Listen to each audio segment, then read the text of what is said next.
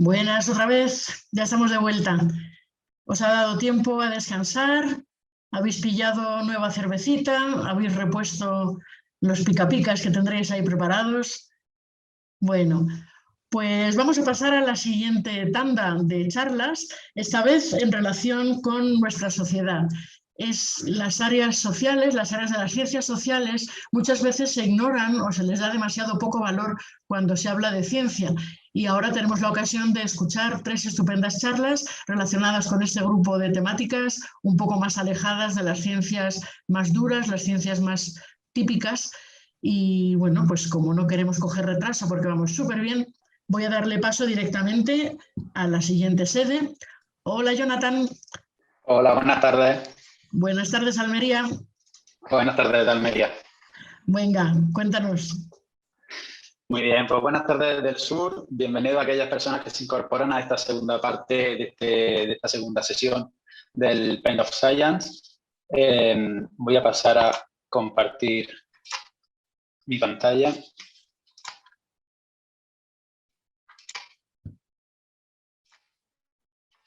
Muy bien, en este año y pico de pandemia, muchas personas y organizaciones han sido clave para controlar dentro de lo que cabe esta situación. Y de entre ellas, los sanitarios han tenido un papel fundamental, médicos, enfermeras, auxiliares. Y en este escenario, pero ¿cuánto sabemos realmente de la enfermería? La enfermería es reconocida a nivel nacional e internacional. Incluso en nuestro país recientemente, el año pasado, fue condecorada como Premio Princesa de Asturias. Y bueno, para adentrarnos un poco más y desgranarnos la historia de la enfermería, esta tarde tengo el placer de presentar a Isabel María Estrella González. Isa es diplomada en enfermería por la Universidad de Almería en 2011, donde obtuvo el premio a mejor expediente en su promoción, además de varios títulos de expertos en geriatría, salud mental, heridas crónicas. Isabel obtuvo el segundo premio Santiago Vergara con el máster universitario en investigación en ciencias de la enfermería. Actualmente, Isa desarrolla su labor como enfermera en el servicio de urgencias del Hospital Universitario de Torre Cárdenas, aquí en Almería. Así que, sin más, pues le paso el turno de palabra a Isabel. Hola, buenas tardes. Vamos a ver si voy a compartir la presentación.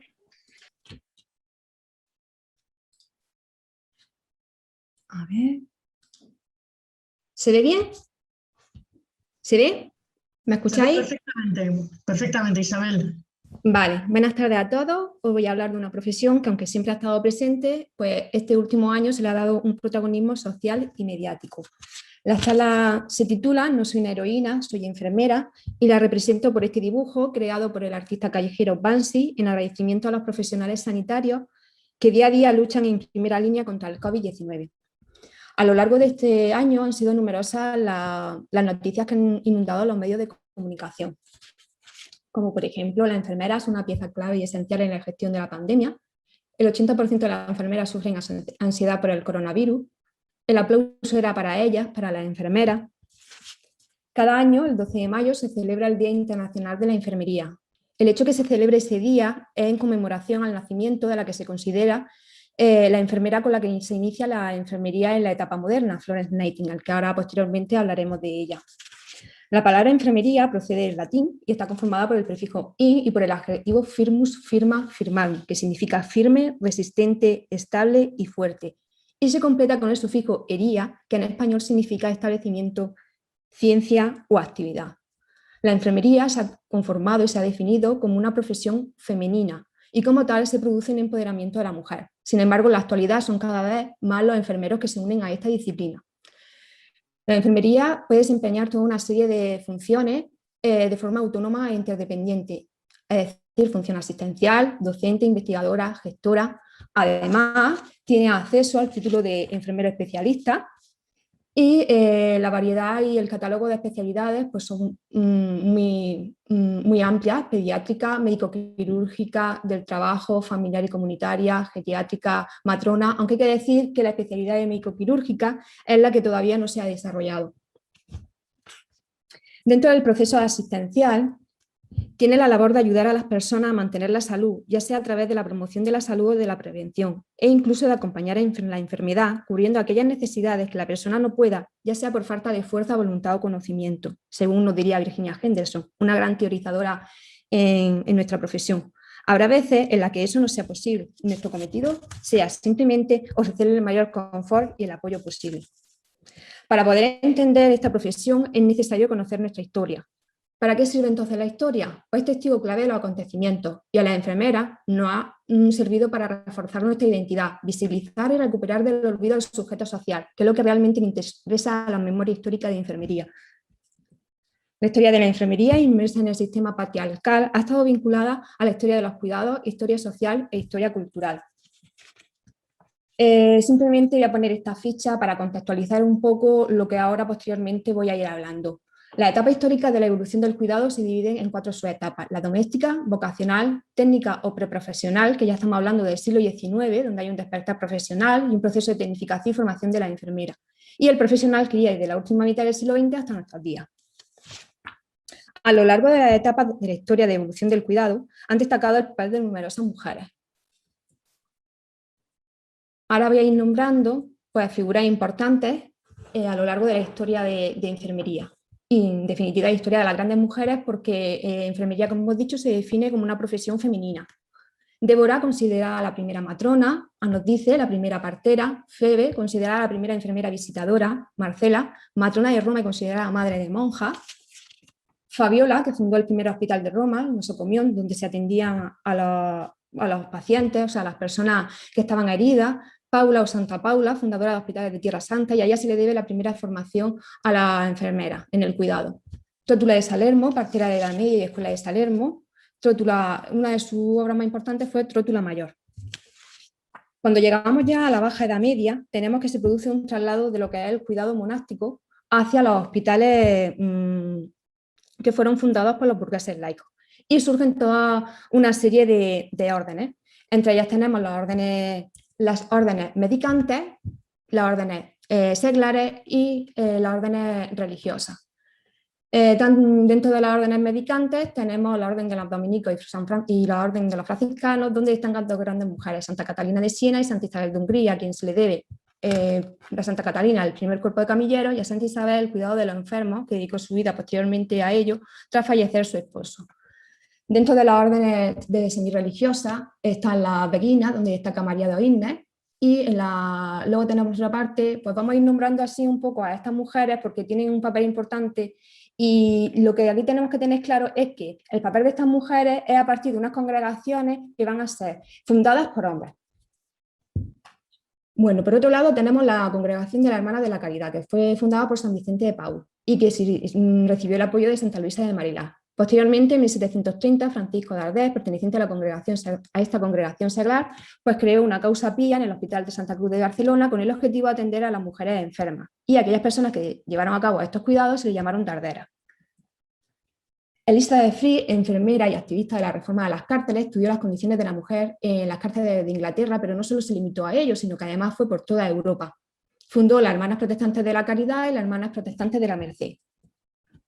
Por otro lado tenemos ya a Florence Nightingale, que como hemos dicho antes, el Día Internacional de la Enfermería se conmemora el 12 de mayo por el nacimiento de esta enfermera. Procedente de una familia acomodada, recibió una formación muy esmerada en matemáticas, estadística, filosofía y religión. Aunque su familia no estaba muy de acuerdo en que fuera enfermera, ella va a ir a recibir su primera formación al instituto que fue creado y fundado por Theodor Fitness, que es el Instituto de las Diaconisas, que significó el inicio de la enfermería moderna. Posteriormente, en el año 53, se hará cargo del Hospital de las Damas Inválidas de Londres y de forma voluntaria irá a la Guerra de Crimea, donde va a crear un departamento de enfermería y va a realizar el saneamiento de los pabellones basándose en la higiene, alimentación, ventilación e iluminación. Posteriormente, cuando regresa a su pueblo natal, recibe un reconocimiento, pues el pueblo dona una gran cantidad de dinero que, a pesar de la oposición del sector más conservador, el sector médico más conservador, puede fundar 2 instituciones. Una de ellas es el Hospital de Santo Tomás, donde por primera vez enfermería puede contar con un libro de textos, porque había un programa organizado para enfermeras que se tituló Notas sobre enfermería, qué es y qué no es enfermería. A Florence Nightingale le podemos agradecer que definió la enfermería como una opción profesional y la estandarización de los registros hospitalarios. Hay muchas más mujeres que han hecho una gran contribución a la construcción de la enfermería tal y como la conocemos y en defensa de los derechos de la mujer, como es el caso de Concepción Arenal, Carla Barton, Dorothy Lynn, Ana Caroline, Carmen Dangoliti, Elvira Dávila, Irene Seller, Margaret Sanger, Mary Elise Mahoney, Mabel Keaton, Linda Richard e Isabel Zender. Fueron mujeres importantes para la historia de la enfermería y por tanto para la profesión, porque su trabajo incansable permitió en unos casos la fundación de la Cruz Roja en sus países y en otras por ser pioneros sanguínea, defensa racial, incorporación de la mujer al ejército o por crear sistemas de registro para pacientes e incluso como Isabel Zendal, que este año se ha fundado un hospital en honor a esta enfermera, que ha sido reconocida como la primera enfermera en misión internacional por participar en una expedición filantrópica para llevar la vacuna de la viruela a América. A lo largo del siglo XIX y XX, hasta llegar a nuestros días, la evolución de la enfermería tal y como la conocemos se ha visto influenciada por los acontecimientos sociales y culturales de cada época. De tal forma que el cuidado ha perdido el papel religioso, se ha producido una medicalización de los hospitales y hay una jerarquización en lo que es en el ámbito asistencial. La enfermería se encuentra supeditada al médico. No obstante, van a surgir toda una serie de movimientos reformistas para conseguir la unificación del título, pero no será hasta el año 1915 cuando por fin en enfermería hablemos del título de enfermería. Posteriormente, en el año 1977, las escuelas de ATS pasarán a integrarse en las universidades. Seremos testigos del reconocimiento y consolidación que va alcanzando la disciplina. Hemos pasado de ATS, ayudantes técnicos sanitarios, a diplomados universitarios, a actualmente la titulación de grado. Las escuelas se convierten en facultades y posteriormente incluso podemos acceder a los estudios de posgrado y doctorado. La enfermería tenemos que como disciplina profesional surge como resultado de la evolución dentro de la sociedad de una actividad innata y esencial en el ser humano, que es la actividad del cuidar. La práctica de la enfermería como disciplina implica investigación profunda, desarrollo y aplicación de actitudes, conocimientos y habilidades encaminadas a suplir o ayudar al individuo, a la familia o a la comunidad. La enfermería pues, cuenta como son conceptos un poco difíciles de entender, pues diremos que cuenta con un cuerpo de conocimientos y que desde mayor a menor abstracción, en enfermería lo define como metaparadigma, filosofía, modelo conceptual y teoría. Cuando habla de metaparadigma hace referencia a los 4 elementos que son muy importantes para esta disciplina, que son el entorno, la persona, lo que es enfermería y lo que es la enfermedad, salud. La filosofía va a definir en cada uno de esos modelos conceptuales cada uno de esos conceptos que engloban el metaparadigma, que es el marco conceptual y en definitiva la finalidad de esta disciplina. Los modelos conceptuales, como ya sabemos, representan de forma organizada una serie de conceptos, pero no tienen que ser verdades demostrables, pero lo que intenta es dar respuesta a preguntas tales, por ejemplo, ¿qué es la enfermería? Pues bueno, van a ser a través de esas teorías cómo se le van a dar respuesta a esos fenómenos que la disciplina es realmente lo que busca. Existen numerosas teorizadoras que han hecho una gran aportación a esta profesión, como Travell, Orlando, Calista Roy, Newman, Dorothy Oren, Patricia Werner, Lydia Haller y Virginia Henderson.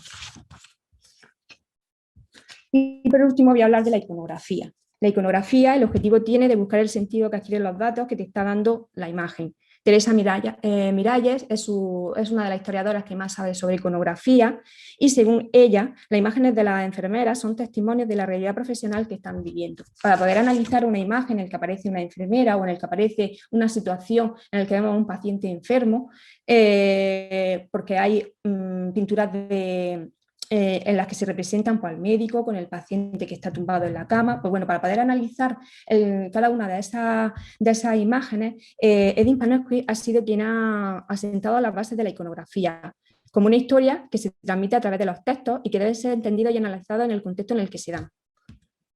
Aquí he puesto algunos ejemplos y como nos encontramos en una situación especial este año por la situación sanitaria que estamos viviendo, voy a elegir el primer sello. Y siguiendo las pautas que nos dice Panofsky, vamos a analizarlo. Vamos a ver, tenemos que dividir 3 niveles y dentro del primer nivel, que es descriptivo, en la sección superior tenemos la Cruz de Lorena, que es el símbolo de la lucha antituberculosa, y además se ve parte de la enfermera que está mirando hacia abajo. Luego tenemos una sección central en la cual se ve cómo pone ahí que es una campaña medicinal antituberculosa, y además se ve cómo la enfermera está realizando la técnica, se ve cuáles son los instrumentos, que son la jeringa, la batea, y el niño está tumbado, que esa sería la acción de protección hacia los niños. En su sección inferior vemos que es un sello de 10 céntimos donde pone España, y son de estos que se utilizaban normalmente para enviar las cartas, y FNMT, que es Fábrica Nacional de Moneda y Timbre. Como segundo nivel, podemos decir que tenemos que contextualizar este sello. Este sello estamos viendo que pertenece a una etapa de tecnificación del siglo XX de la enfermería, que es la campaña medicinal antituberculosa, y finalmente el tercer nivel es la conceptualización, es decir, ¿qué nos quiere transmitir el sello? El sello se emite para hacer una llamada de atención y sensibilizar al mundo sobre la necesidad que hay de vacunarse para poder hacer frente a esta enfermedad, con lo cual hay un reconocimiento a la labor que hace la enfermería.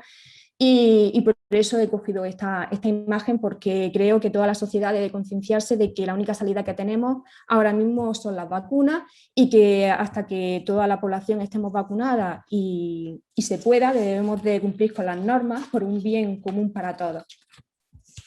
Como conclusiones podemos decir que la historia del desarrollo de enfermería como profesión no es resultado de una transformación exclusivamente científica, sino que hay un cambio en la educación, en el papel político y de la Iglesia, como hemos visto en la historia de la enfermería y de los cuidados, porque claro, la historia de la enfermería está vinculada a los cuidados, y estos cuidados van a estar influenciados por el contexto social de la época, con lo cual, cuando hemos dicho que estaba la etapa vocacional, estamos viendo que el cuidado va a ser salvación del alma de la persona, caridad.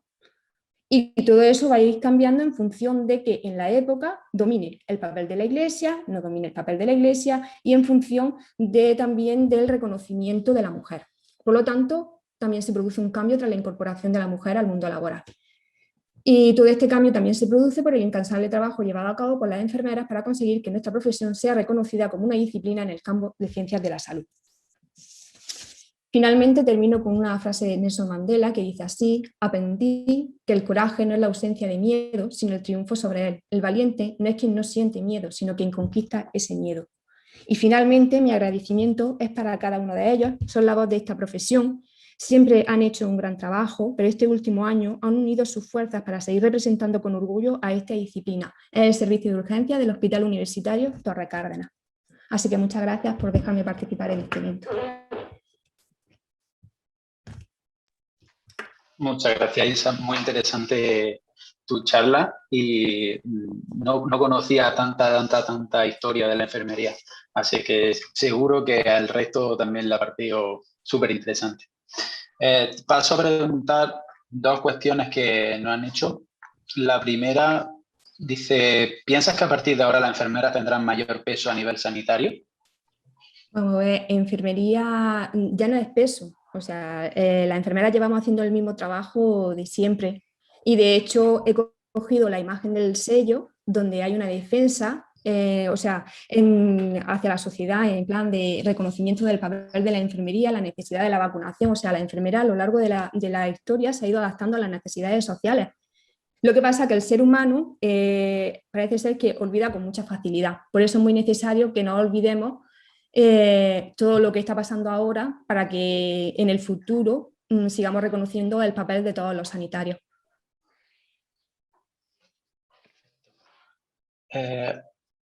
Otra pregunta de Uriol Sarroca dice: ¿la diversidad de género debería influir en la salud global?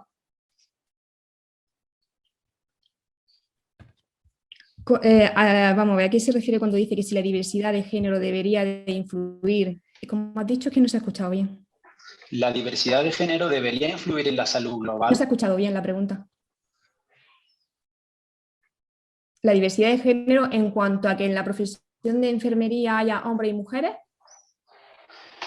Pues la verdad es que no lo sé.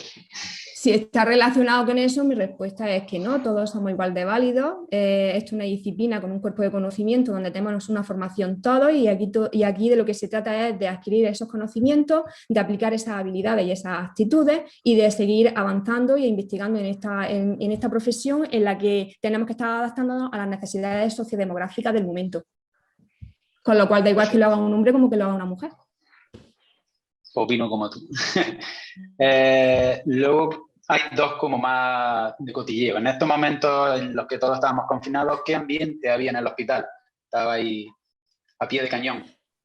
Bueno, pues dado que los centros de salud pues todo lo envían a los servicios de urgencia, pues en la primera ola la gente estaba mucho más asustada y con lo cual cuando llegaban muy malitos, más de lo que deberían de llegar porque aguantaban mucho, pero como ya estamos en una situación en la que esto se está alargando mucho, pues la gente, aunque tiene su respeto, pero lógicamente necesita asistencia, con lo cual estamos muy desbordados en los servicios de urgencia. Exacto. Elena, ¿nos da tiempo alguna pregunta más? Sí, yo creo que una preguntilla más sí que cabe. Perfecto. Ana María nos dice, ¿consideras que la mascarilla debiera permanecer de ahora en adelante cuando vayamos al médico? ¿Como medida o de prevención? ¿Como medida de prevención? Vamos a ver, el SARS-CoV-19 ha venido para quedarse, igual que tenemos la gripe. Entonces considero que la mascarilla es algo que se va a quedar dentro de los sanitarios, desde luego, y en la población pues se tendrá que usar según pues, las normas que se establezcan. Y conforme se vaya viendo de la inmunidad de la población y cómo vayamos respondiendo a esta inmunidad. Perfecto. Y por último, y una muy, muy buena idea, ¿quién es tu heroína? Florence Nightingale. Pero me lo imaginaba. Pues creo que estaría todo porque estamos también justo de tiempo y que no queremos pasarnos. Así que, si te parece bien, volvemos la conexión a Elena. Muchas gracias. Pues muy bien, Gracias. chicos, muchísimas gracias. Me ha parecido muy oportuna esta panorámica histórica sobre la profesión de la enfermería y me ha llamado la atención en una de las últimas diapositivas que ponías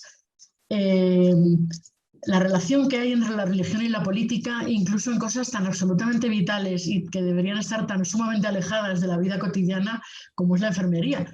Es decir, me parece alucinante que todavía a día de hoy dependamos de cómo nos cuidan el que pese más cuestiones religiosas o cuestiones políticas, cuando lo que debería primar son cosas mucho más objetivas y mucho más medibles, ¿no? Me ha llamado la atención. En cualquier caso, antes no lo dije, pero algunos a lo mejor os estáis preguntando cómo se han seleccionado las charlas para participar en este Pint of Science Online a nivel nacional. Y lo que ocurrió es que cuando decidimos no hacer un evento situado en los bares, sino hacer una sola cosa a nivel nacional y online, pues nos encontramos con que la mayor parte de las ciudades tenían ya elegidas una serie de charlas de distintas temáticas y bueno, pues evidentemente todas no cabían en los 3 días de Pint. Entonces lo que hicimos fue que cada sede seleccionara algunas de las charlas de sus localidades y luego se votó por parte de los comités de organización de todas las localidades. Y así fue como salieron estas charlas que estáis escuchando ayer, hoy y mañana.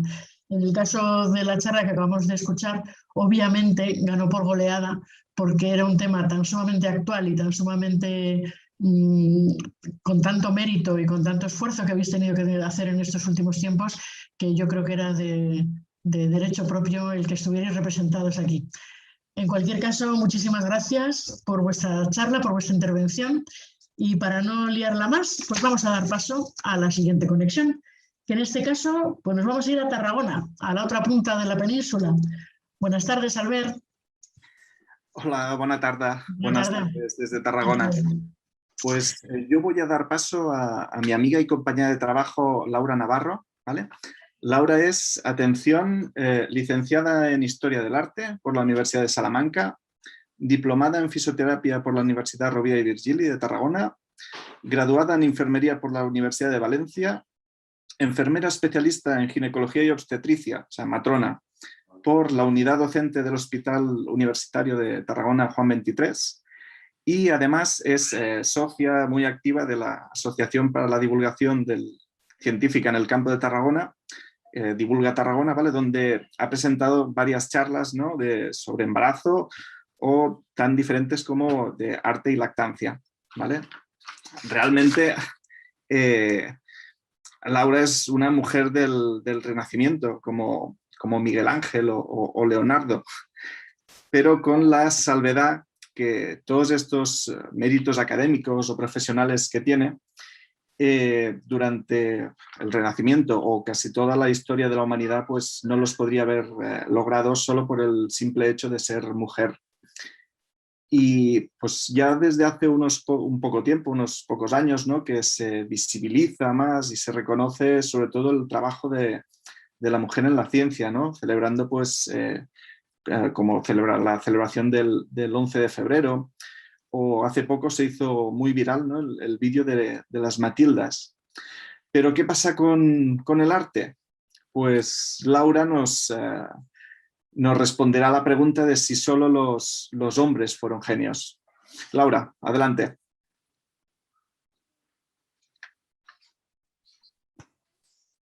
A ver si me ve. Hola, gracias Albert. Y gracias a toda la organización y a Divulga Tarragona.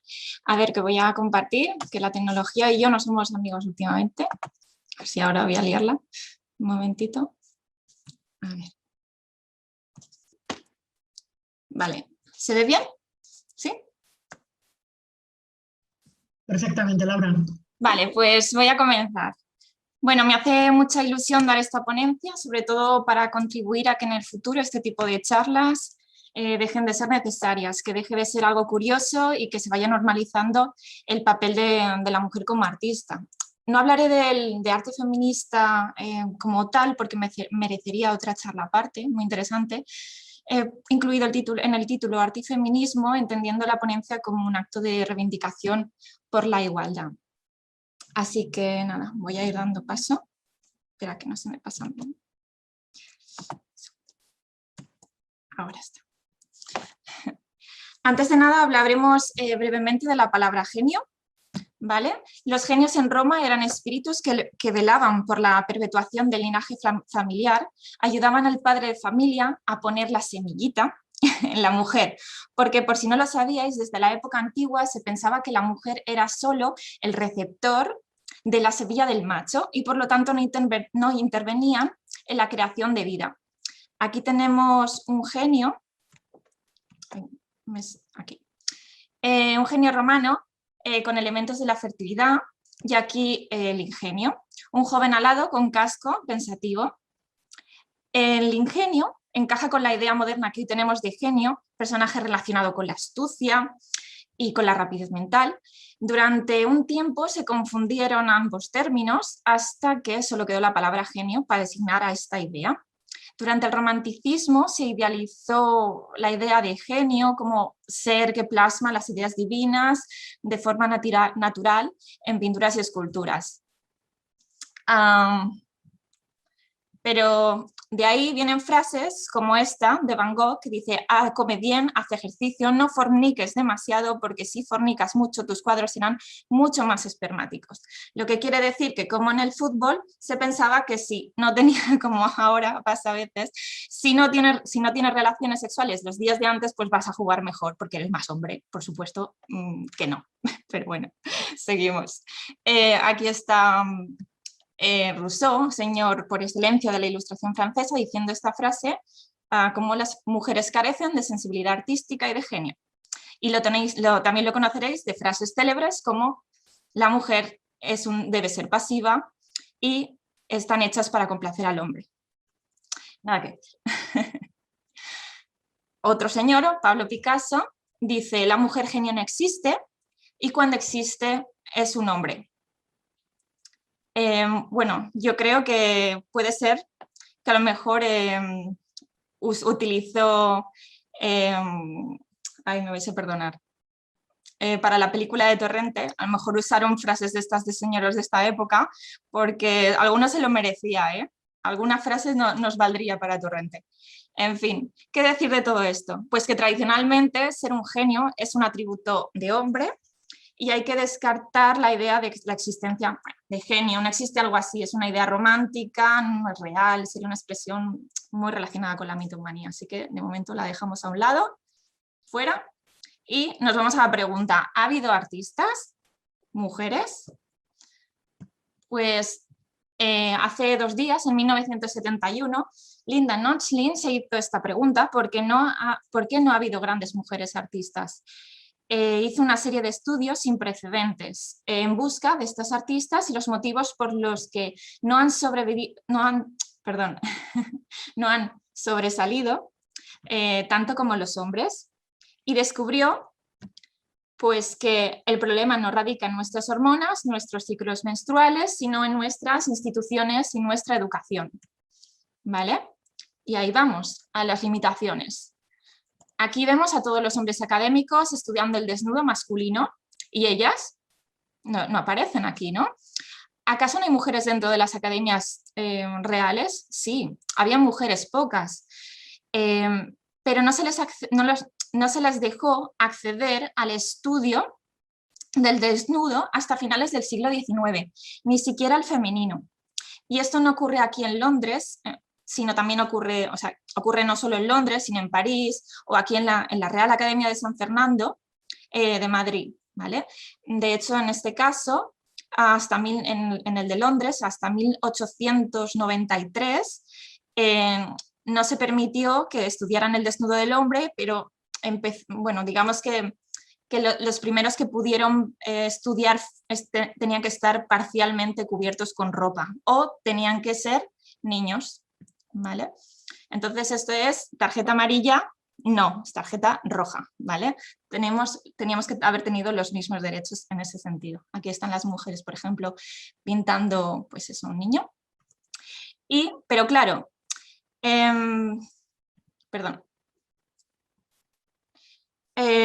artistas como, por ejemplo, Rachel Ruiz pensó, vale, perdonad, es que se me ha movido. Vale, ya está. Pero, ¿por qué es tarjeta roja? Pues, ¿qué limitaciones tendremos si no accedemos al estudio del desnudo? Pues que los cuadros más valorados y cotizados que nos consolidaban como maestra, eran cuadros mitológicos y de historia, en los que aparecían muchos personajes desnudos, y si no tenías acceso a modelos para perfeccionar el dibujo, pues al final acabas pintando otro tipo de cuadros, escenas cotidianas, bodegones, retratos, ¿vale? Es como si tú eres cocinero y solo te dejan cocinar con lechuga, pues estás muy limitado, ¿no? Entonces, tenemos el ejemplo de Rachel Ruiz, que dijo, bueno, vale, yo cocino con lechuga, pero voy a hacer una pedazo de ensalada de 3 estrellas Michelin, que se va a cagar aquí el señor del siglo XIX aquí a criticarme mi cuadro, ¿vale? Y entonces hizo cuadros, bodegones florales como esta maravilla, ¿vale? Este ramo, además las flores eran súper caras, eran muy caras y estaban muy cotizados estos cuadros de flores. Necesitaban estos pintores tener mucha imaginación y mucho estudio de botánica, como lo hizo ella, y además estudió mucho botánica durante su vida para poder pintar así. A su estudio llegaban hombres y mujeres para aprender su técnica y sus conocimientos. Se decía que las flores, los bodegones de flores, eran principalmente para ser pintados por mujeres, porque nosotras somos súper delicadas, como las flores que son súper delicadas, ¿vale? Pero como hemos dicho antes, hombres iban al taller de esta mujer a saber cómo pintaban. ¿Por qué? Porque valían dinero y, como se dice aquí en Cataluña, la pela es la pela. Así que, ole por estas artistas maravillosas. Aquí se ve el detalle. Otras dijeron, vale, que pinte bodegones, vale, los hago, pero toma aquí mi encargo, toma tu bodegón y te lo doy con toda mi cara, literal, porque ella con un par de Clara Peters se retrataba en los bodegones, como podemos ver aquí en el reflejo de la jarra, ¿vale? Otra idea es que según el momento histórico en el que nos encontremos, la mujer no podía firmar la obra, la firmaba pues el jefe de taller, el padre, el marido, no podrían firmarlas en muchos casos. En su caso sí está firmado, pero bueno, que conste que no siempre era posible. Por eso hay la dificultad de la datación y catalogación de obras que tenemos de las mujeres. Aquí está Sofonis Manguisola, maravillosa. Artista renacentista muy valorada, hacía retratos como este de Felipe II, en el que hasta el 1990 se creía que la autoría era de Alonso Sánchez Coelho, ¿vale? Otro retratista de la corte de Felipe II, como lo fue ella, y bueno, pues fue muy copiado. Cuando un cuadro tiene éxito es muy copiado por muchos autores contemporáneos y posteriores, y este es uno de los casos, y ella hizo retratos maravillosos, la verdad. Así que, bueno, en general no puedo decir 1000 millones de casos, pero las mujeres han estado limitadas, pero si lo hacemos bien. No nos andamos con tonterías. Así que otro aplauso para Soforisma Anguissola. Otro problema, menor reconocimiento que nuestros colegas hombres. Volvemos a la imagen anterior y en el centro vemos a Joshua Reynolds, ¿vale? Que es el presidente de la Royal Academy, uno de los fundadores de esta Real Academia, que está rodeado de otros fundadores, 40 en total. Pues aquí, en un ladito del cuadro, hay dos señoras retratadas que son fundadoras. Son Angelica Kaufman y Mary Moser, ¿vale? Son fundadoras y con un estilo y una calidad igual o más que la mayoría de algunos de ellos. Así que, y están aquí por dos razones. Una, pues porque ya se les da menor valor, y por otra porque vemos ahí el desnudo y hemos dicho antes que las mujeres no podían estar presencialmente delante de un desnudo de hombre. Así que nada, ¿qué hacemos? Pues ya que estamos, ponemos una mujer florero, que es más representativo que poner a estas dos pedazos de artistas. Ha habido grandes mujeres silenciadas, ¿vale? Hemos visto un par de ejemplos, pero hay millones. Entonces, ¿qué ha pasado con ellas? ¿Por qué no las conocemos? Ay, perdón. Pues porque la historia del arte con sentido moderno inicia a finales del siglo XVIII en un ambiente de coleccionistas, hombres, como es este cuadro de aquí. ¿Alguien ve a alguna mujer en este ambiente? Y además con los comentarios de Rousseau que habíamos hablado antes de la misma época. No, pues yo tampoco. Pues por eso mismo se sesga la historia, ¿vale?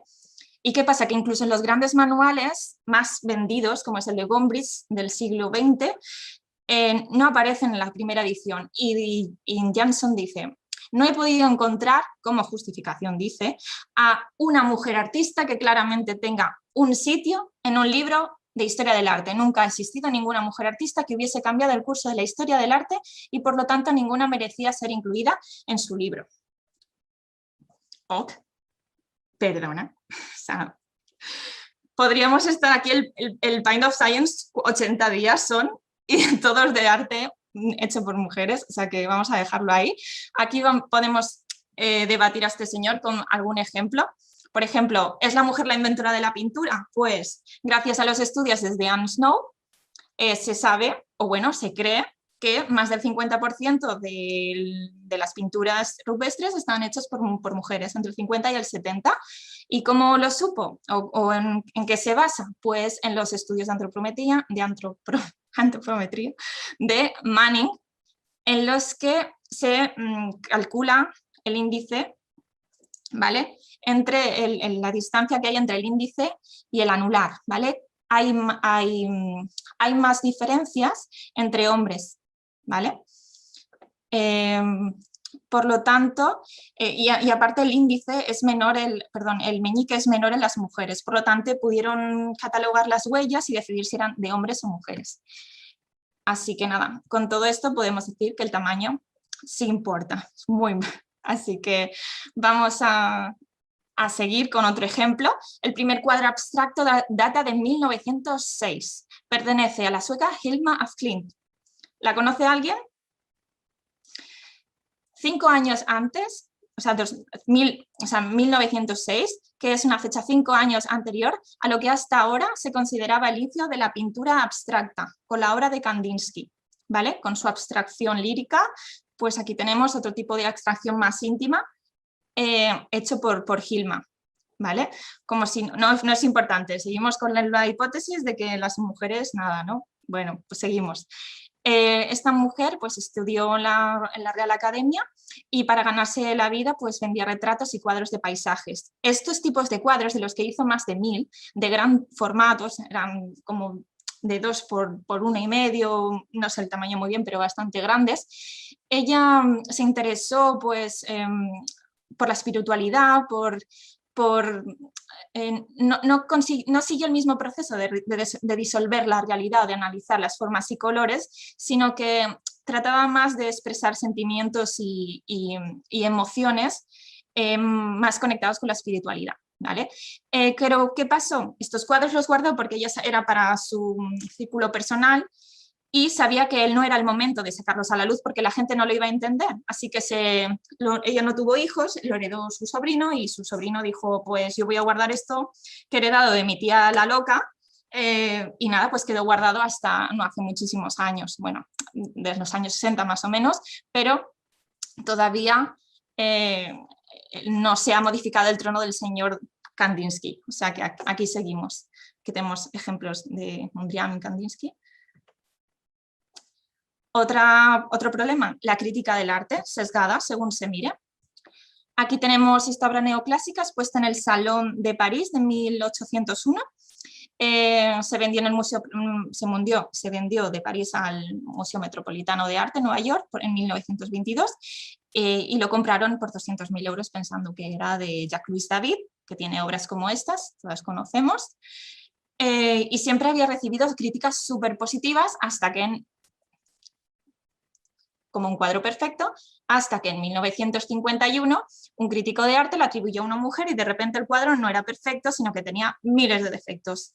Actualmente la autora a la que se atribuye es Marie Denis y nada, esta mujer dejó de pintar cuando se casó. Así que seguimos con la pregunta. ¿Por qué no ha habido mujeres artistas? Perdona, sí que han habido, o sea, sí que han habido, ¿vale? Que esto ya lo que, a ver, perdón, quedamos claro. Vale, entonces, este es un cuadro de Lebrun, ¿vale? De Marie-Louise Isabelle Villiers-Lebrun. Es una de las artistas más preciadas por la realeza y la aristocracia francesa, pintora de la corte, hace unos cuadros tan maravillosos como este, ¿vale? Este es un autorretrato. Ella divina, es que no tengo palabras. Hace cuadros geniales y con un dominio de la luz y los colores brutal. Sin embargo, tuve que aguantar críticas como la de este señor. El cuadro tiene miles de defectos, pero nada puede destruir el encanto de esta obra deliciosa. Solo una mujer y una mujer bella podrían haber alumbrado una obra tan encantadora. Vamos a ver, crítico del siglo XVIII, ¿cómo que podría haber alumbrado? Ya te digo yo, como matrona, que las mujeres no paren cuadros, paren personas y nada delicaditas. Que la fuerza que saca una mujer es, vamos, más que la de Hulk con esteroides o lo que quieras. O sea que este tipo de comentarios, bueno, son decimonónicos, pero esperemos que se queden un poco atrás porque aún tenemos estos prejuicios. Si existiese la idea de genio, la verdad es que este sería uno de los mejores ejemplos. No vamos a entrar en el debate de qué es más caro, o sea, de si una obra es más cara y es mejor por ello, ¿no? Porque evidentemente la respuesta será que no, pero podríamos hacer un gran debate. Lo voy a simplificar directamente con la siguiente imagen, ¿no? El récord de la obra Mierda de artista de 275.000 euros en una subasta de Milán.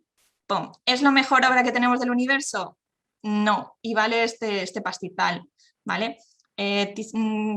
Podemos hablar de si fue ¿no? Manzotti, un artista conceptual, bueno, pero es lo que es y hay otras cosas que si se comparan ganan en valor, ¿vale? Desde mi punto de vista, estoy hablando. Aquí tenemos, pero bueno, supongamos como hipótesis que la obra que vale más es mejor, ¿no? Vale, pues como poco se habla de Jenny Saville, artista de obras también de gran tamaño, en las que explora, por decirlo de alguna manera, la fealdad como exposición, como exploración de la verdad, de la belleza, ¿vale? Un artista bastante interesante que alcanzó la puja más cara en la casa de apuestas de la Sotheby's de Londres, una de las casas de apuestas más caras y más importantes a nivel mundial. Pero todo el foco de atención pasó a la obra de un hombre porque el señor Banksy pues trituró su obra y ya la lió parda y ya está, ya llamó la atención y ya multiplicó el precio de su obra y bla, bla, bla. Igualmente, al final, esta obra se vendió 10 veces, por un precio 10 veces menos al de Jenny Saville, ¿vale? Entonces, aquí tenemos la obra más cara vendida por... la obra más cara que se ha vendido de una artista mujer, que por cierto, en este caso no sé si el ABC quiere decir que se va a subastar al artista o al cuadro, pero bueno, pese a que esta obra valga 44,4 millones de dólares y sea realizada por una mujer, si lo comparamos con la obra más cara realizada por un hombre, pues es solo el 25%, porque el precio está en 200 millones de euros del Salvatore Mundi de Leonardo, que por cierto ahora está en dudosa autoría, lo que me río yo del precio de las obras, ¿vale? Así que nada, respecto a esto, a esta noticia, la cotización de las mujeres en el mercado del arte es 10 veces menor que las de los varones. Solo añadiré que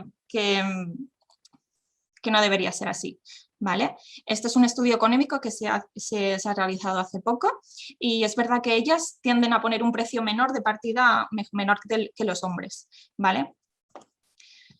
Otra limitación y última limitación, no acceso a premios. Las mujeres estudiaban en academias y hemos dicho, sí, bueno, les dejaban hacer cositas, pero no les dejaban competir, ¿vale? No les dejaban acceder a premios. Por ejemplo, existe el premio del Prix de Rome, que es el premio por excelencia de Europa desde época de Luis XIV y bueno, pues eso, pues desde el 1660 y algo, pues no nos dejaron competir hasta el 1903, es decir, 300 años sin dejarnos entrar en ese premio, ¿vale? Podíamos haberlo ganado en muchas ocasiones y no ha ocurrido así. ¿Pero qué pasa cuando nos dejan entrar?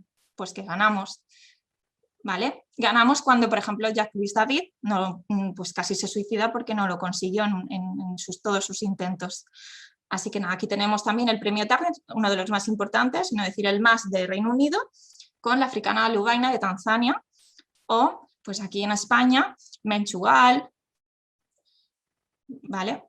Soledad Sevilla, y luego tenemos también pues la afroamericana Farid Ringgold, ¿vale? Pues que si las mujeres blancas hemos tenido problemas, las mujeres negras pues ya no, ni te cuento, ¿no? ¿Vale? Están ellas, también está Louise Mailou Jones, ¿vale? Y son de las pioneras en arte feminista. ¿Veis esta bandera de Estados Unidos? Representa la población, pues ni siquiera aparece la mujer negra aquí.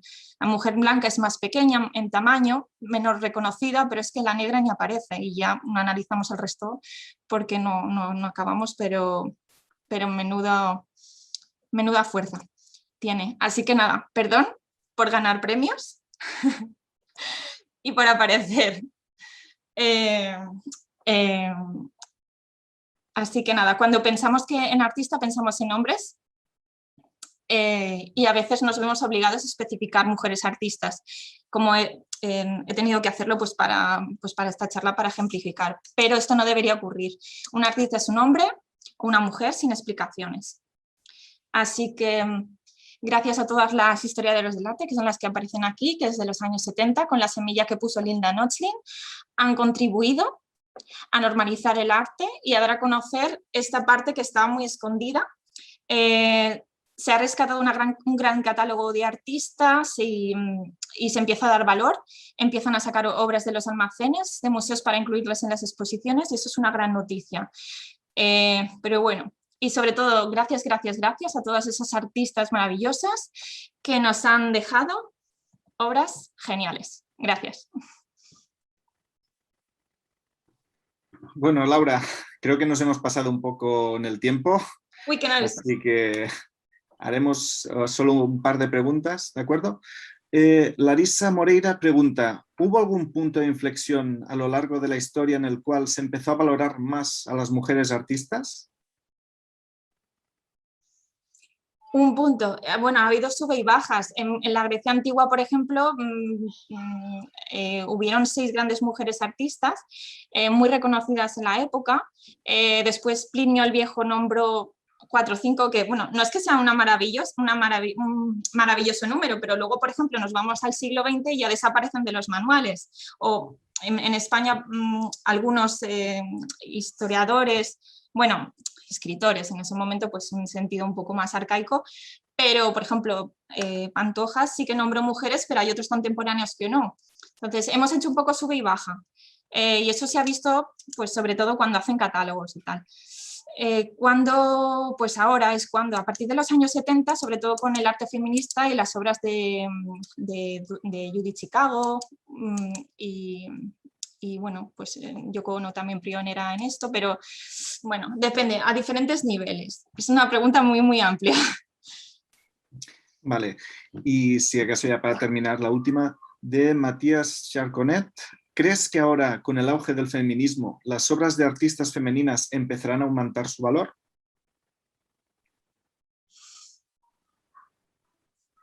¿Qué crees? Me gustaría. Mi respuesta va a ser que me gustaría. Yo creo que el arte feminista, bueno, pues está, por suerte lleva 50 años explorando. Llevamos 50 años explorando las artistas en él y ahora es cuando yo creo que está empezando a dar los frutos. Cuando el museo, por ejemplo, el Museo del Prado ahora ha empezado a sacar sus obras de arte del almacén a exposición, cuando antes solo tenía 2, ahora pues ya tiene, no sé si a 4 o a 5. Empezamos a hacer más exposiciones en grandes museos. Y eso pues sí, pues lo que da es que se cotice, porque si se normaliza la diferencia entre un artista hombre y un artista mujer, seguramente sí se acabará normalizando. ¿Cuándo? Pues esperemos que pronto, pero el feminismo es súper necesario, el arte feminismo es súper necesario para esta reivindicación, porque siempre hay que reivindicar y exponer una realidad, igual que el fusilamiento de Goya pues era una exposición de la guerra, ¿no? Pues en contra de la guerra, pues, ¿no? Quería un mensaje, pues este es otro mensaje, ¿no? Y no deja de ser arte por eso, porque sea un mensaje de crítica, no sé. Perfecto, pues muchas gracias, Laura. Devolvemos la conexión a Elena. Y a ti. Bueno, Laura, me ha encantado tu charla, ¿eh? Me ha parecido muy oportuna, muy interesante. Y me parece muy de subrayar el hecho de que hay tantísimos mensajes subliminales que van calando, que van alejando a los modelos de las niñas, de las personas que quieren desarrollar su profesión en el arte o en tantos otros, y que encima nos creemos que vamos bien porque algo hemos avanzado, como tú dices, un pasito para adelante y 3 para atrás. Pero bueno, estamos tan contentas de haber conseguido ciertas cosas y todavía tenemos que aguantar que haya gente que crea que estamos en igualdad de condiciones y que encima lo digan a grito pelado cada vez que les dejan un hueco en la calle, ¿no? En fin, tengo que decir que en Pint of Science somos paritarios. Ha sido por casualidad. Ya hemos dicho antes que la selección de ponencias y de presentadores se ha hecho por aclamación popular y ha salido una paridad prácticamente idéntica. Así que nada, en algunas de las sedes, por ejemplo en Valladolid, que es donde yo he contribuido a seleccionar a los ponentes y tal, sí que procuramos hacerlo totalmente paritario. Y la verdad es que no nos cuesta nada, es decir, hay gente de sobra en todas las áreas de la ciencia que merecen estar ahí y que desde luego hacen un papel excelente. Así que nada, te tengo que dar la enhorabuena. Gracias. Bueno, pues me parece que, aparte de estar prácticamente a tiempo, eso es lo de menos, a estas alturas ya, vamos a darle la palabra a la última ponencia de la tarde-noche, y voy a hacer la conexión con Zaragoza. Buenas tardes, Elena. Buenas tardes, Elena. Cuéntanos. Sí, a ver si encuentro la pantalla que compartir. No la encuentro. Ahora mismo, bueno, pues presento sin la pantalla. Normalmente este tiempo es en el que en los bares hacemos un poquito de tiempo mientras los ponentes se colocan los micrófonos si lo necesitan, pero hoy no necesitamos poner micrófonos, así que voy a ser muy directa con la presentación. La ponente de esta última charla es Ireide Ibarretxe, que es catedrática de Lingüística General en la Facultad de Filosofía y Letras de la Universidad de Zaragoza, miembro electo de la Academia Europea, investigadora del Instituto de Patrimonio y Humanidades de UNIZAR y forma parte del grupo de investigación de referencia PSILEX, impulsor de la iniciativa de divulgación sobre el lenguaje Zaragoza Lingüística. Y nos va a hablar en su charla Las dotes adivinatorias de los lingüistas sobre la relación entre el lenguaje y la cognición, sobre todo sobre si la lengua que uno habla influye en cómo uno piensa. Así que ya os dejo con ella, que os cuente la parte interesante. Hola, bueno, buenas noches. ¿Se me oye bien? Sí. Voy a compartir la pantalla y mientras la comparto, pues bueno, lo primero de todo me gustaría dar las gracias, ¿no?, a Paint of Science, bueno, pues por darme esta oportunidad, que es mi primera vez en Paint, espero que no sea la última. Y también, pues bueno, a estas horas, gracias a todos los que habéis estado a lo largo de la tarde y todavía seguís aquí para esta última charla. Bueno, lo primero, ¿no?, que siempre que hablo, ¿no?, de qué es la lingüística y estas dotes adivinatorias, que es un título bastante sugerente, como muchos me habéis dicho, lo que siempre me gusta preguntar es si ya sabéis a qué se dedica un lingüista. De hecho, era una de las preguntas que teníais en el descanso, ¿no? Y bueno, puede haber muchas respuestas. Estas son algunas de las que a mí me suelen decir como lingüista, ¿no? Pues una persona que escribe diccionarios, es una persona que habla muchas lenguas. Es una pregunta, ¿cuántas lenguas hablas? Es una persona que corrige faltas de ortografías, ¿no?, que nos dice cómo hablar bien y cómo hablar mal. Y quizás algunos, por no decir todos, y espero que sigamos así, algunos habéis tenido esa experiencia, ¿no?, cuando estudiabais lengua hace unos años en los institutos, en el colegio, que eran las que enseñaban a analizar frases, ¿no?, en lengua, que por cierto era bastante aburrido. Bueno, yo os voy a decir que nada, todas estas características no es a lo que nos dedicamos los lingüistas, o al menos no solo lo que hacemos los lingüistas. De hecho, un lingüista, y es un poco lo que yo voy a demostraros en esta charla, es que somos personas, ¿no?, que adivinamos lo que van a decir los hablantes. ¿No os lo creéis? ¿Habéis visto la foto, que salgo yo vestida con mi bola de adivinación? Bueno, pues para demostraros que sí, que eso es a lo que nos dedicamos, os voy a poner a pedir voluntarios. Es una pena que no estemos en el bar porque esto en directo siempre es mucho más divertido, pero si tenéis por ahí un bolígrafo y un papel, o simplemente recordarlo, o en el ordenador o donde lo estéis viendo, vamos a hacer unos pequeños experimentos y luego voy a adivinar lo que habéis respondido, ¿vale? Vais a ver 4 vídeos muy cortitos y os voy a decir en cada uno qué es exactamente lo que tenéis que hacer, ¿vale? Vale, los primeros vais a ver 2 y vamos a verlos 2 veces cada uno. Tenéis que describir qué hace la persona que sale en el vídeo. Tienes una frase muy sencillita, muy cortita, y tampoco le deis muchas vueltas. Vale. ¿Sí? ¿Lo vemos otra vez? Vale. La siguiente, lo mismo. ¿Qué hace la persona que sale en el vídeo?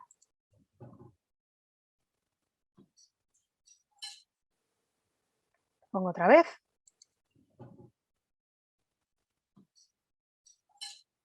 Vale. La siguiente, ¿qué sucede? ¿Vale? Es lo que tenéis que decir.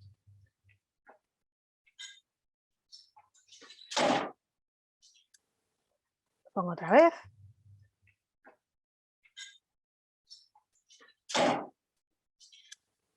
Vale. Y en la última, lo que tenéis que decir es quién es el responsable. Va a pasar algo al final y tenéis que decir, tenéis que pensar, más que decir quién creéis que es el responsable.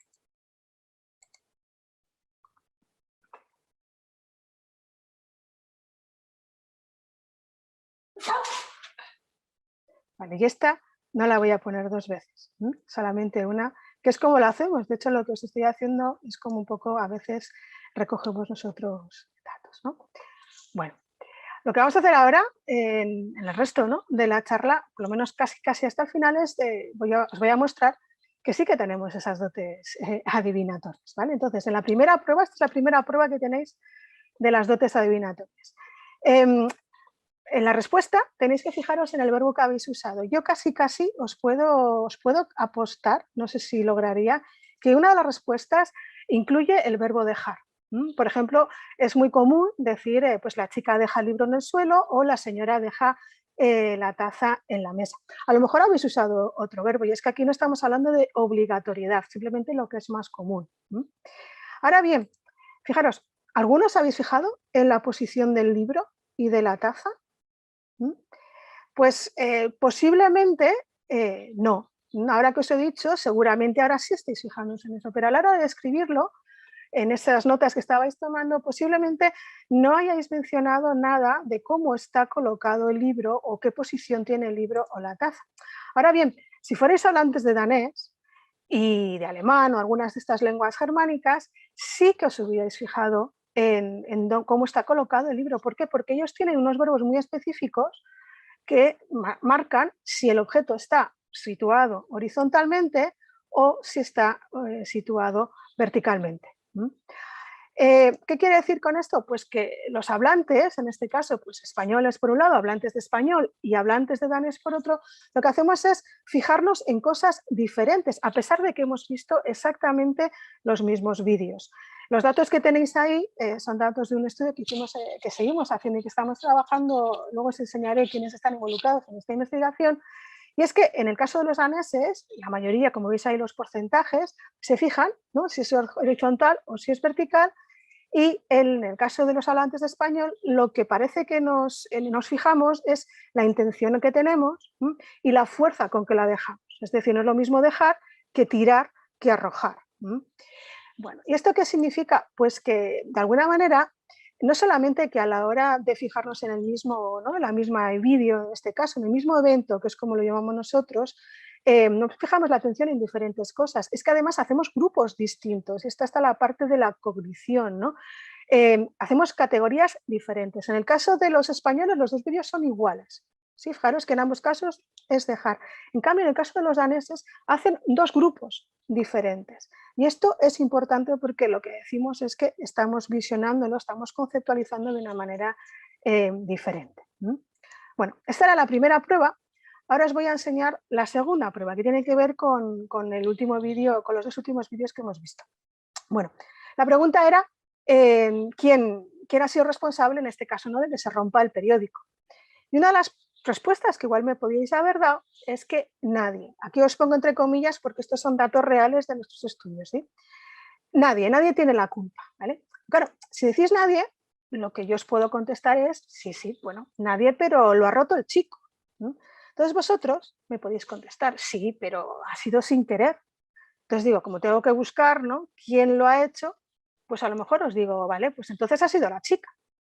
Y vuestra respuesta, como la tenéis ahí de algunos de nuestros sujetos experimentales, dice no, la chica tampoco, no es su culpa, solo ha estornudado. Aquí lo que tenéis que fijaros es en estas dos respuestas, ¿no? En una es sin querer y en otra es su culpa. Y es que lo que parece que motiva a los hablantes de español es precisamente lo que aquí llamamos la intencionalidad. Es decir, la intención, ¿no?, el deseo o no de hacer algo. Y ese es el quid de la cuestión de estos casos, ¿no? Bueno, podríais decir, esto pasa siempre, ¿sí?, en todas las lenguas, pero no. Lo que ocurre es que los hablantes de español parece que hacemos grupos, recordamos mejor, prestamos más atención y juzgamos según este elemento, ¿no?, de quién tiene la culpa, así que yo no sé, yo no he sido, ¿sí?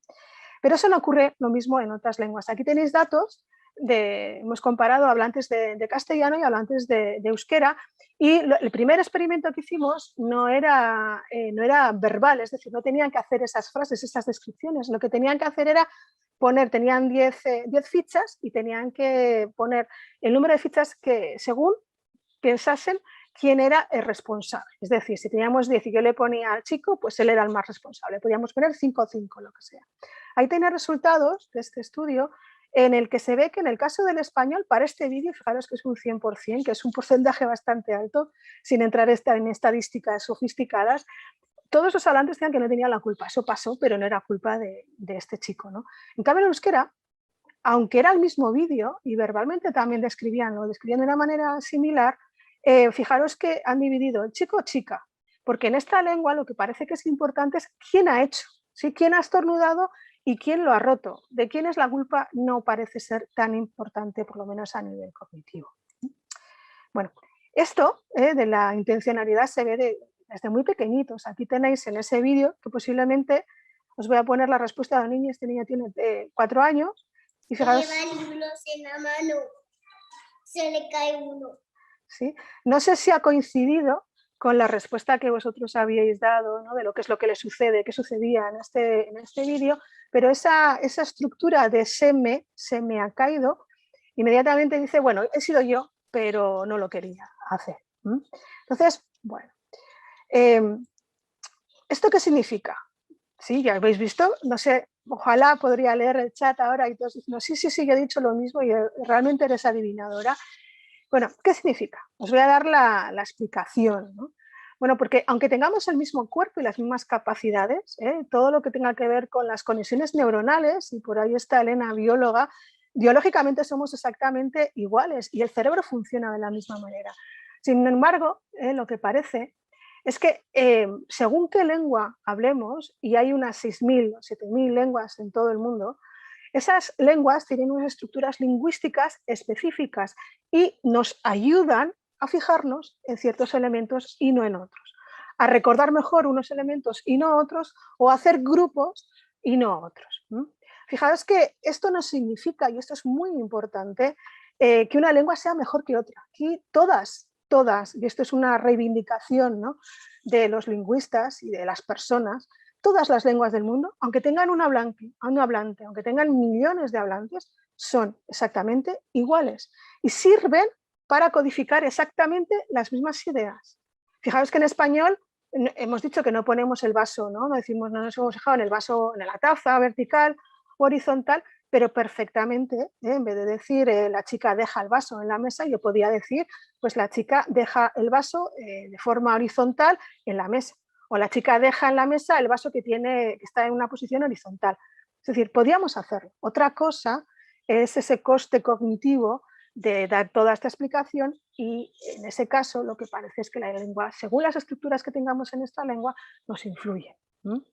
Y eso es un poco lo que actualmente se llama el relativismo neuropsicolingüístico. Esto quiere decir, esta palabrota o palabra de neuropsicolingüístico, es que no estamos hablando solamente de esa influencia que ya a finales del siglo XIX, ¿no?, en principios del siglo XX, con Sapir y Whorf, ya se veía que los hablantes de diferentes lenguas se fijaban en cosas distintas, sino que hoy en día lo que tenemos, además de esas intuiciones de las descripciones lingüísticas de diferentes lenguas, tenemos ciencia en el sentido de experimentación psicolingüística como la que yo os he hecho, ¿no?, de diferentes tipos de comportamientos, si queréis, de recordar o de cuánto tiempo tardáis, y también lingüística, en este caso utilizando diferentes aparatejos, ¿no?, que ven un poco cómo funcionan, ¿no?, los pulsos eléctricos de nuestro cerebro.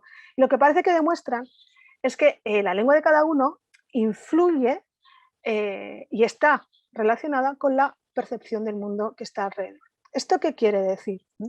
Pues que estas diferencias, las lingüísticas, influyen en esa codificación. Fijaros, es el caso del danés que os he dicho, ¿no? Pues yo tengo el verbo sete o legue, y en caso en español pues tenemos dejar o se me cae. Pero además también tienen unas consecuencias que aquí vamos a llamar simplemente cognitivas, es decir, el cerebro no es diferente, biológicamente somos, por supuesto, iguales, pero la categorización, la atención, la memoria y otro tipo de procesos cognitivos, pues si queréis los enfocamos o hace que los enfoquemos a aspectos distintos de la misma realidad que tenemos a nuestro alrededor. Bueno, ¿esto qué importancia tiene? Sí, ya estamos ahí terminando la última parte. Bueno, pues fijaos, os voy a enseñar tres razones, si queréis, más allá de que sea un estudio científico y que a los lingüistas pues, nos gusta, o por lo menos a mí, nos gusta mucho mirar y ver diferentes lenguas, ¿no? Bueno, la importancia práctica tiene que ver en este caso con la adquisición de segundas lenguas, es decir, cuando aprendemos, ¿no?, una segunda lengua. Me imagino que todos en algún momento habéis estudiado alguna otra lengua diferente, ¿no? Bueno, pues fijaros, estos eran los casos del danés, ¿no? ¿Os acordáis? Y del español. Pues ¿qué ocurre? Que cuando trabajamos, en este caso, con hablantes de español, este estudio lo hicimos con hablantes nativos de español, hablantes nativos de danés, y luego con daneses que aprendían español como segunda lengua y con españoles que aprendían danés como segunda lengua. Fijaos en las respuestas. Uno solamente dice un poquito, unos poquitos dicen dejar, pero ninguno lo utiliza como lo hace el español, ¿sí? utiliza la palabra, sobre todo poner, que es como el verbo comodín, vale para todo. ¿Está mal gramaticalmente? No. La chica pone, ¿no?, el libro encima de la mesa. Pero la pregunta que nos tenemos que hacer es, ¿el hablante de español hace eso? ¿Se fija en eso? No, no se fija en eso, se fija en otras cosas. De hecho, creo que tengo tiempo, os voy a enseñar aquí. ¿Qué ha hecho la señora? Dejarle café. Sí. Muy bien. Fijaros, esta niña, ¿no?, tiene 3 años, es el mismo estímulo que habéis visto vosotros, ya desde bien pequeñitos deja el café. Vale. Os voy a enseñar también una importancia vital y ahora vais a entender por qué quiero decir, por qué utilizo la palabra vital. Leed esa frase, se me cayó en las escaleras, es un poco como lo del chico, ¿no?, se me cayó en el pasillo. En un contexto así, pues nada, una simple frase y sin más. Ahora bien, si le ponéis un contexto determinado, un interrogatorio policial donde hay un sospechoso al que se le está acusando o interrogando, mejor dicho, pues si tiene algún tipo de implicación, ¿no?, en el hecho de que una mujer, su mujer, aparece muerta al pie de las escaleras. Ese es un contexto, el sospechoso hispanohablante, el policía angloparlante y la intérprete, ¿no?, que hace de intermediaria. Esto es en Estados Unidos. Bueno, no tengo tiempo para verlos todos, fijaros solamente en los cuadritos. Y si vais leyendo la traducción, lo que dice uno y lo que dice en otro, aquí está entre si es fell, que es que se cae, ella cae, o si la hemos tirado. El problema viene que, claro, en esta respuesta, ¿no?, él dice, sí, se me cayó, y la traducción, ¿no?, de la intérprete es sí, I dropped her. Aquí nos estamos jugando el que sea un asesinato, es decir, que él la tiró, o que sea un puro accidente. Es decir, en Estados Unidos depende en qué estado, vida o muerte. Entonces, fijaros que estas diferencias pueden ser anecdóticas en ciertos contextos, pues no lo son tanto. Bueno, y lo más importante, y esta es la razón, yo creo que la más importante de todo lo que he dicho hasta ahora, es que desmiente que los lingüistas seamos adivinadores o que tengamos estas dotes adivinatorias. Y realmente lo que demuestra es que lo que hacemos es investigación científica como en cualquier otra área, incluso, ¿no?, las ciencias duras que mencionaba Elena. No hay ciencias duras ni blandas, todas son ciencias con un método. Y aquí lo que veis es un poco algunos de los materiales que hemos usado para estos casos. Tenemos también laboratorio, de hecho esto es en un laboratorio donde está el sonido, es sin sonido, es como un estudio de radio. Y aquí recogemos datos. También lo recogemos en el monte, y eso es una foto en Pirineo, en el Pirineo Navarro. Y bueno, veis cámaras, esto es un eye tracker que mira un poco, ¿no?, dónde nos fijamos la vista, y tenemos diferentes metodologías. Así que un poco creo que con esto se demuestra que todos hacemos ciencia, incluidos los lingüistas. Y también hay otra cosa muy importante, y es que cuando hacemos trabajo científico no lo hacemos en solitario también, ¿no? Yo creo que la parte de introspección es fundamental y en lingüística, por supuesto, también es, pero siempre contamos con un equipo y aquí os muestro pues, a María y a Andrea, que son las que han participado en el estudio, ¿no?, con las que colaboramos, ¿no?, los que trabajamos, como he dicho, en el estudio de causalidad, y a Alberto y a Teresa, que son los de colocación, y ahí tenéis a Juan, que es el que ha hecho estas maravillosas fotos y que nos ayuda en el laboratorio con toda esta parte técnica. Y aquí abajo tenéis pues, el grupo SILES, el grupo ICON, que somos pues, el grupo de Zaragoza, donde estamos muy comprometidos siempre pues, con la divulgación lingüística. Así que solo me queda que daros las gracias. Espero no haber pasado mucho de tiempo. Os dejo ahí ese recordatorio de lo más importante de la charla. Existe esa relación entre el lenguaje y la cognición, la lengua y la percepción, que todas las lenguas son iguales. Y que, bueno, los lingüistas, lo que somos profesionales de las ciencias del lenguaje. Si queréis contactar conmigo, bueno, pues ahí tenéis mi Twitter, donde suelo poner algunas cosas. Y aquí voy a hacer un poco de publicidad, si me dejáis un segundo.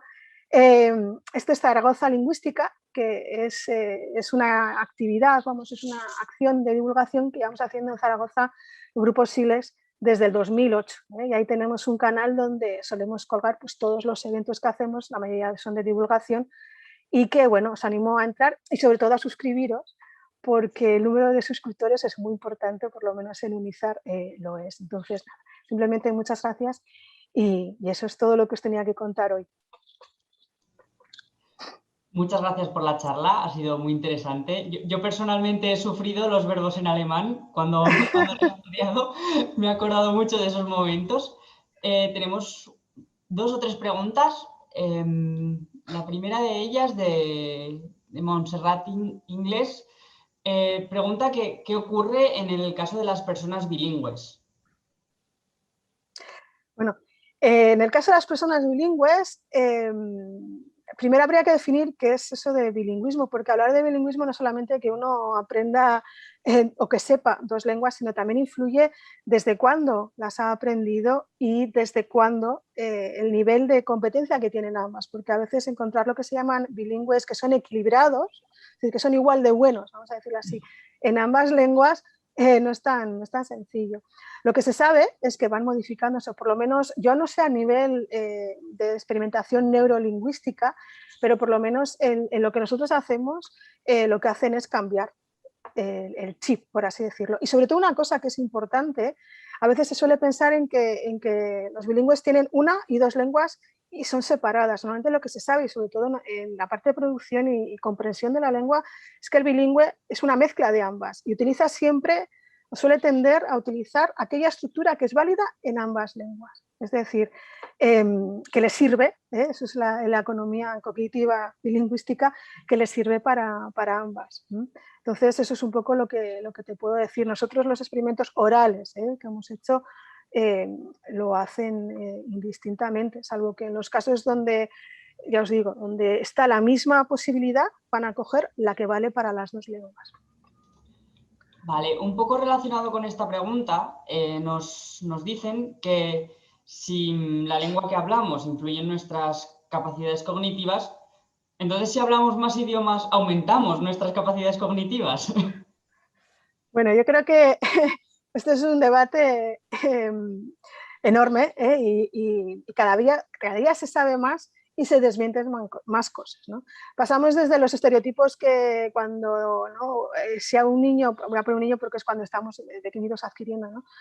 No le hables en 2 lenguas porque se va a confundir y va a ser peor y no va a ser ninguna. Eso obviamente se sabe que es incierto. De la misma manera, el hecho de hablar más lenguas no significa que seas más listo. Lo que pasa que, por ejemplo, lo que sí que parece es que desarrollamos o tenemos pues, un elemento más, ¿no? Por ejemplo, lo que se sabe, o por lo menos lo que se está ahora descubriendo, es que, por ejemplo, con enfermedades neurodegenerativas, como el Alzheimer, el hecho de que uno sea bilingüe o hable varias lenguas no le va a hacer que, si tiene, ¿no?, desgraciadamente esa enfermedad, no la pase, pero se puede retrasar un poco, ¿no?, algunos de los aspectos neurodegenerativos. O sea, y también, por ejemplo, lo que se sabe en esto de la atención, ¿no?, de dónde nos fijamos, pues los que hablan más de 2 lenguas son más rápidos a la hora de distinguir, de hacer categorías. ¿Eso significa que ser más listos? No. Es como si en vez de hablar lenguas, pues uno aprende, no sé, música y a jugar al ajedrez. El caso es tener esto en funcionamiento y una lengua, el lenguaje, por así decirlo, es una herramienta más, ¿no?, en ese sentido. ¿Nos da tiempo a una última pregunta? Por mi parte sí, porque estoy fascinada. Si alguien se quiere desconectar, puede desconectarse, pero yo me quedo aquí y encima todavía tengo un montón de palomitas. Bueno, pues si me permitís, yo me voy a abrir, aquí tengo ya que hemos terminado, Sí. y tengo un poco de sed, me la voy a abrir. Yo te voy formulando la siguiente. Nos pregunta María Pino que si habéis hecho experimentos en los que veáis diferencias entre dialectos del mismo idioma. Pues hago el jejeje porque esto del dialecto es problemático en el sentido de que es exactamente lo que se llama dialecto y variedad, ¿no?, en una lengua. Y, o sea, a nivel, nosotros, por ejemplo, hemos trabajado con diferentes variedades de algunas de estas lenguas, incluido el español, y de momento, por ejemplo, en el último de lo de poner las piezas, no estamos viendo que haya diferencias. ¿Por qué? Porque lingüísticamente, vamos a decirlo así, al menos en las variedades de español tienen esta estructura del seme. Pero, por ejemplo, en otros casos, donde hay no sé, diferencias, ¿no? Léxicas o sintácticas, el tiempo de reacción, ¿no?, de una variedad a otra, según sea conocido este tipo de estructura, sí puede ser. Entonces, por ejemplo, aquí yo no he hablado de aspectos de lenguaje figurativo, ¿no?, de metáfora, pero si yo pongo una expresión que en una variedad dialectal es común y luego se la pongo, ¿no?, aunque sea español, a otro hablante de otra variedad, ¿no?, que no conoce, ¿sí?, por así decirlo, esa expresión posiblemente vaya a tardar más, ¿sí? Pero nosotros, por lo menos en nuestro laboratorio, no hemos visto, porque el campo que nosotros trabajamos son como estructuras muy, muy comunes, ¿no?, a estas variedades. Pero bueno, también cuidado que hay otros aspectos, ¿no?, como el hecho de hablar una lengua, sobre todo si tiene variedades que están no ya lingüísticamente diferentes, sino que culturalmente también son diferentes. Eso hay que tenerlo en cuenta. Fijaros que antes hemos dicho que la lengua o la variedad es la cosmovisión, ¿no?, del mundo que nos rodea, entonces posiblemente pueda haber. Bueno, sigue habiendo algunas preguntas, me da mucha pena dejarlas porque parecen bastante interesantes, pero no nos queremos alargar en exceso, así que desde Elena Zaragoza le doy el paso a Elena, puesto central, para que concluya con el día de hoy. Bueno, muchísimas gracias, Iraide. No sé si, me imagino que todo el mundo tiene su corazoncito en unas temáticas que nos resultan más próximas a unos y a otros. Yo tengo que decir que a mí este tema me fascina porque me mola mogollón la diversidad, me encanta la comunicación y en una de mis próximas reencarnaciones, creo que ya voy por la 5ª o la 6ª que tengo comprometida, pero en una de estas acabaré siendo neuropsicolingüista, o como se llama. Estoy atrascando ya. La cerveza me la he terminado, ¿eh? Las palomitas las tengo un mogollón de palomitas, pero la cerveza me la he terminado y eso es lo que tiene. Te diré que mi marido es belga, francófono, pero ya sabes que los belgas están relacionados con muchos idiomas a la vez. Yo soy de Madrid, mi padre era andaluz, mis hijos nacieron en Cataluña, ahora vivimos en Cantabria y hablamos francés en casa, pero también hablamos inglés por necesidades del guión, con lo cual a mí este tema me parece fascinante porque yo lo he vivido en casa como la mayor parte de la gente que tenemos contacto con otras lenguas, ¿no? Eso que tú dices, el matiz de dejar, de poner, de depositar, de dejarlo suavemente, dejarlo con un golpe, todo esto en francés o en otros idiomas, pues se puede decir de otras maneras, ¿no? Y bueno, pues nada, me quedaría el día entero hablando contigo, pero ya quedaremos un día en Zaragoza o en Valladolid. Fíjate también que es una cosa, déjame terminar, sí, porque no lo he dicho, que no solamente el lenguaje es oral, y eso te digo en casa, también el lenguaje es gestual. Entonces, aunque aquí no ha dado tiempo a hablar, el próximo PAIN hablamos de la gestualidad y de cómo es diferente en diferentes lenguas. Desde luego, fascinante, solo lo dejo ahí, fascinante. Pero bueno, vamos a terminar el evento porque habrá gente que se quiere ir a cenar y no tienen por qué ser rehenes de mis manías personales. Quiero decir que he estado súper orgullosa de compartir con vosotros esta tarde, me ha encantado, hemos tenido una diversidad de temáticas súper bonita, súper amplia, todo tipo de oradores, sobre todo de oradoras, esto va por ti, Laura. En fin, me ha parecido una tarde que no podía haber salido mejor, la verdad, me ha encantado. No sé si alguien de los organizadores, de los coordinadores o los ponentes tenéis algo que decir. Yo quería decir una cosilla. A ver, quiero enviar un abrazo virtual a todos esos ponentes que han presentado una propuesta para este año, para el festival, y que no ha podido ser por lo que tú nos has explicado. Son 3 días lo que dura el festival y no hay tiempo material para poder escucharlos a todos, pero todas las propuestas, por supuesto, que eran súper interesantes. Luego también quería saludar desde aquí, me lo vais a permitir, a David Orden, que es otro de los ponentes que propuso nuestra sede de Alcalá de Henares y que va a dar su charla mañana y va a presentar su charla, la va a presentar otro compi. Así que un saludo desde aquí a David Orden y muchísimas gracias. Y ya por último, saludar también al público pintero y decirles que el año que viene volvemos a la carga en los bares, si todo va bien. Por supuesto, muchas gracias, Rocío. También antes de cerrar ya la emisión, quiero decir que ha habido muchísimos comentarios en el chat No los hemos podido atender a todos porque yo estaba encantada con las charlas, tenía que estar enterándome de lo que pasaba por aquí, en el correo, no sé qué, y no he podido atender suficientemente al chat, pero lo que sí sé es que todas las charlas han suscitado muchísimos comentarios, muchísimo interés, una gran cantidad de preguntas y sobre todo de comentarios, de aportaciones, y probablemente tengamos ahora un buen trabajo para sacar mucha información de todo eso que ha ido cayendo en el chat sin poderle dar respuesta, pues porque el tiempo es limitado y porque supongo que a más de uno le estarán crujiendo las tripas. Así que no me quiero alargar más. Muchísimas gracias a todos los ponentes, especialmente también a los moderadores, que os habéis portado todos fenomenal, hemos acabado en tiempo y forma. Muchas gracias otra vez a Rafa y a Logao, que están por ahí al quite de todo. Elena, estamos ahora en el aire todos con la imagen de todos los ponentes y moderadores que han estado esta tarde. Perfecto. Así que, saludos. Un placer, realmente un placer compartir con vosotros esta tarde. El año que viene, ojalá, ojalá, ojalá que estemos todos vacunados y aunque sea con mascarilla, aunque sea con distancia de seguridad, lo que haga falta, pero por favor en los bares.